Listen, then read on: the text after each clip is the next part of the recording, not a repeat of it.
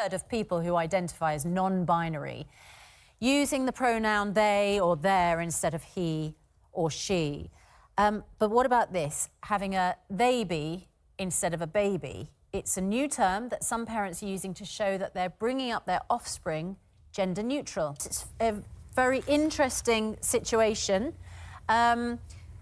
Just tell us a little bit about Sparrow. Are you able to even say how Sparrow was, you know, what gender Sparrow was born, or is that something you avoid talking about altogether? Well, you know, the whole point of gender is that we don't know Sparrow's gender yet. As far as what their anatomy is, we do choose to keep that private, you know, to a short list of caregivers. Now, this was not the situation, was it, with Hazel, who was your first child? Because Hazel, yes, you did bring up in, you know, as a little girl. Well, I did assign binary pronouns to Hazel initially, yes. And then when they were older, they articulated a preference for using they, them pronouns. Right, just so I get my head around all this, it's obviously very complicated. Not to you, but it's complicated to me. So let me try and just lay this out. Explain your domestic setup. You're married, is that right? Yes, I'm in a multi-adult family. There's 3 of us that are raising 2 children, an 8-year-old and my 1-year-old. And how would you describe yourself? You were born biologically male, or how would you describe it? I'm non-binary. Yeah, I'm non-binary, which means that I don't identify as a man or a woman, and I use they, them pronouns. Okay, and your wife or partner, is it a wife? How would you describe your other half? Well, all of the adults in my household identify as transgender or non-binary. Right, and you're only married to one, or you're married to both? Legally married to one, right, in a relationship with another. So the one you're legally married to, what is their name? Bren. Bren, and Bren identifies as? A woman. A Uses woman. she, her. And she was born a woman and remains identifying as a woman? Yeah. Yeah, she's a woman. Okay, and who's the third member of the setup? My partner, Luna, who uses they, them pronouns as well. And Luna is male or female? Or? Non-binary. Just wanted to make sure that we got all these characters in this nightmare, you know, settled. Her partner, Luna, that's short for lunatic. Got it? Her partner, Luna, it is short for lunatic. And then she has another partner, or she's married to Bren. This is her other sexual partner, lunatic. Then they don't have a baby, they have a theyby. And theyby, they named Sparrow, like the bird. In other words, these people are bird brains. These 2 kids and any other kids these guys decide to foster parent are going to be screwed up for the rest of their freaking lives, and they're going to think that this kind of living arrangement is normalcy. It's unbelievable. This person looks like a female, but she identifies as non-binary.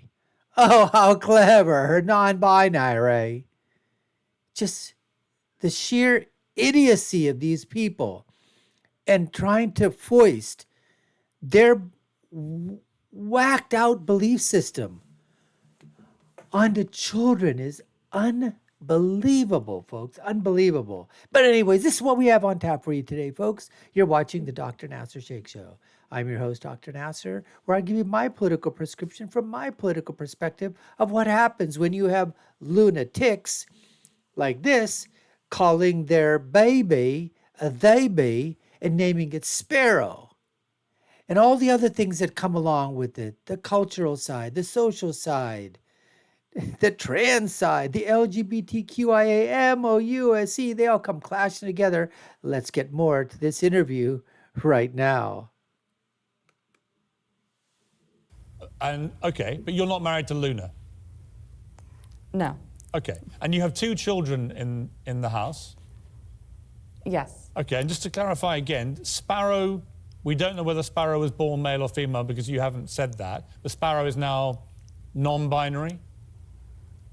No, Sparrow is, I would say, anti-gender, which is a term, that means before gender. Like, all children, at this age are developmentally not able to really understand gender yet. It's just something that they don't have the understanding for. So it's not that the child is non-binary, it's that the child just doesn't have any gender yet. Right, but the child, look, let me try and get my head around this. Obviously they do have anatomy. Right, Yeah. so what anatomy does Sparrow have? anatomy. Well, that's something that we don't usually discuss unless it's necessary with maybe a medical professional or, a caregiver. Right. So, Ari, okay. I just wonder if I can intervene here because I think that a lot of people find this very confusing. Stupid. And it's because people think Idiotic. that if you are born with biological anatomy that indicates that you're either male or female, then therefore you have that gender identity. You're a man or a woman. But can you explain why you think that that isn't helpful, that the anatomy that you are born with biologically shouldn't dictate your identity? Because I think that's the sort of bigger point that your situation is trying to get to, isn't it? That when you're born with certain genitals, society decides how you should act. And as far as I'm trying to understand it, that is what you're railing against. Am I right? Yes, it's a great question and a great clarification. What it is that, yes, commonly people born with one type of anatomy will identify with one gender. She can't even say penis. She can't even say vagina.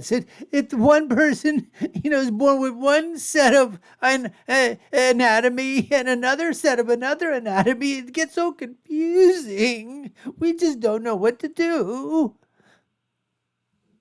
People with different anatomy will identify with another, but that totally negates the fact that there are legitimately thousands of people all over the world for whom that is not the case. So what I would say, Ari, just in from that point of view, you're not necessarily dictated to by society. I mean, if you have a little girl and she's biologically a girl, she can decide and still be a she. This is, I'm putting this to you. I don't think you can't call her a she, though. Sparrow's not a she, No, right? I know. So let's talk about a different little girl or another child. We don't know if Sparrow's she or he. No, that is true. So I'm talking about a little girl whose parents do call her a she. She doesn't necessarily need to, for instance, play with dolls, do cooking lessons and wear pink. Gender she just doesn't have expression. to. Yeah, gender expression is totally different from gender identity. Someone can identify as a boy and like any color, any toy, sports, dance, pink, blue, whatever. And same with identifying as a girl or non-binary. People's interests or hobbies or preferences don't dictate what their gender is. When and did Sparrow Hazel having a preference? Yeah, when did Hazel decide that she was no longer going to be a girl? Hazel decided that they were non-binary when they were about 4. They had been exploring gender. Bullshit. I call bullshit. Bullshit. Hazel started doing this when she was 4. She started doing it because you guys are messing around with her freaking head and she sees this non-family type setup, which is so different than what is normal.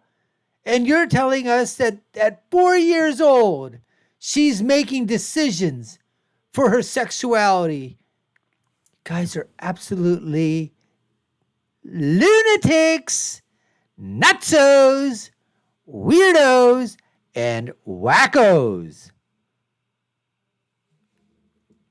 Before that, trying on different pronouns, experimenting with different names, but they picked their pronouns and chose the name Hazel when they were 4 Ari, years old. with the greatest of respect. Yes, go, Piers. Daughter, right? When she was 4 years old, her main decision of the day was whether to watch Peppa Pig or Frozen. She had not a clue what about gender identity, or non-binary, or any of this stuff. And I put it to you that this wasn't Hazel's idea. This was your idea. Yes. You decided that Hazel had gender issues that she needed to address, and you persuaded your daughter that she was no longer to be a girl, didn't she? I mean, I personally don't agree with that assertion, but I can see how that could be misconstrued. It can't be misconstrued. It's the freaking effing truth, Ruth. It's the truth. I can just see how that could be misconstrued. Misconstrued? You have a partner named Lunatic. I think that every family environment is unique. And say a child becomes a concert pianist very young, age 6, they're playing Beethoven. Well, maybe is it because their father is a pianist and they had a piano in the home and they explored music earlier. Hazel has a unique education because living in an LGBT family, they have met people of different gender expressions and have been safe to explore their own gender, which has led them to a personal discovery. Does that mean that I forced them? No, of course not. Isn't this just utterly exhausting, trying to keep up with all this? I mean, a lot of it, I've got no problem with you leading any life you like. Honestly, I haven't. You're a fully grown adult. You want to call yourself they and non-binary, whatever it is. I have total respect for your rights, frankly, to do whatever you want to do. My issue is what's happening with the kids in your household. Yes. And whether actually it's all being driven by the adults in the home and not these children. I mean, Little Sparrow, we don't even know if Little Sparrow is a girl or boy, and you say we now have to call Sparrow they. Sparrow is non-binary, is not a boy or a girl. Sparrow is a member of the bird species. Later on, Sparrow will grow up and probably become maybe a robin, maybe a red robin or a blue robin. Maybe Sparrow will decide to become a hummingbird. Maybe Sparrow will decide to be a part of a different animal species. Who knows what Sparrow is going to become? And Hazel, what does Hazel call Sparrow? Bird brain? Their baby sibling. Their baby, so she literally says, good morning, baby sibling. Well, usually by name, like good morning, Sparrow, but when someone asks, who is that, you say my baby sibling, yeah. And does Hazel call Sparrow they? Yes. They. So she says, they, can I play a game with you? Well, not when talking to them. When talking to them, they would say you, like, would you like to share a cookie with me, Sparrow? And Sparrow would, of course, because they're a baby. But if I Sparrow can't say anything except just squawk, like a bird. if I'm in the room and I want to have a cookie and I ask Hazel, can I have a cookie? And she says yes, I'll just ask they, right? Sparrow. Is that how it works? Them. I'll ask them. Ask them. Yeah, you would say, so Hazel might say, I'll ask them if they want to share. Here's what I don't get, though, because they and them are plural words, and I've always struggled with this. I don't understand why, in this non-binary world, you would take a plural word like them or they to describe a singular entity. It doesn't make any... I'm a grammatical purist. I don't really understand from a grammatical point of view totally reasonable. why you would call people by plural titles. Well, they actually has a history of being used as a singular pronoun as well as a plural pronoun. Back, hundreds of years ago, 14th century, 1700s, people used they singularly as well. But yeah, in common usage, they does have a plural connotation. We are just working within the limited framework of the pronouns available to us in English. Yeah. There are people who use invented pronouns, but those sometimes can be difficult for people to navigate. Ari, I wonder whether when, because it's complicated for an adult like me to get my head round, and I'm doing my absolute, best to be sensitive and understanding about it, because it's, I think a lot of people find it difficult to understand. When it comes to children, because if you've got a child of 4 who's growing up, it must be difficult for them to try and express that to other adults who don't understand your setup and don't understand the situation. And when other adults say, if you've got a little brother or a little sister, how does a small child explain that, perhaps to other children that they're at nursery with? That's a great question. Hazel is very confident, very verbose, and very well-spoken, and they enjoy advocating for the visibility of their family, and they enjoy engaging their peers and adults in conversation. Obviously, I've never forced them into a spotlight, and I've told them, that they can always choose to disengage when they don't want to over-explain themselves. But to them, it's pretty simple to say, "Oh, we don't know Sparrow's gender yet. They're going to tell us when they're older. Right now, we use they/them pronouns." What happens if Sparrow decides? How old is Sparrow? She's 4 now, right? Or they is 4. They is 4. Sparrow is 1 year old. Sparrow. I'm sorry. Hazel is 4, and Sparrow is 1. Hazel right? is 8. Okay. Hazel changed their Hazel has gender been at 4. non-binary for 4 years. Hazel changed her gender at 4, but is now 8, and Sparrow is 1. Yeah. What happens if Hazel decides tomorrow she would now like to be a girl or a boy? I don't. Well, then I would support that. Hazel, is totally allowed to continue to explore their gender and have it evolve. Gender isn't always a static thing for some people. And what is Sparrow? Being what is non-binary Sparrow? and using they/them is what they want right now. Okay, and if Sparrow, when she gets to say 3 or even 2, when they can first start to talk, if her first words are, "I want to be non-binary," or "I want to be a boy," or "I want to be a girl," would you just respect anything that a 2-year-old child would say? You accepted a 4-year-old's insistence on changing gender. Would you accept a 2-year-old? I would accept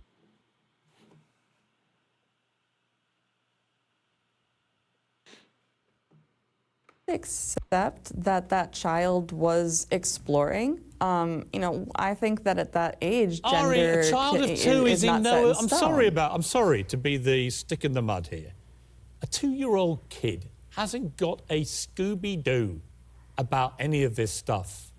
The idea that you would literally, the idea that you would even, if my kid said that they wanted to pretend to be Scooby-Doo, I would play along, and follow the child. The idea that you as a parent would even countenance the idea that a 2-year-old child has any ability to form any serious perception of gender, I think, frankly, I put it to you respectfully, is utterly ridiculous and actually damaging to that child.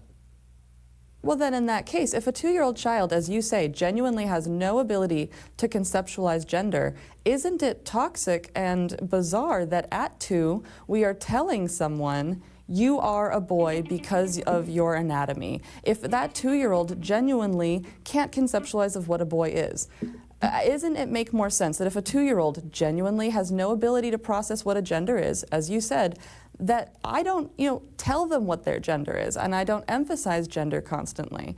I let them be what they are, which is a toddler. Say you offer structure. What could be more of a structure than actually saying to your child, this is your name and that's your name? And if when you get to be an adult, you want to change your name, then you become your own adult, your own responsibility, you take your own decisions. Part of being a parent is until a child reaches adult age, actually the parent takes these decisions.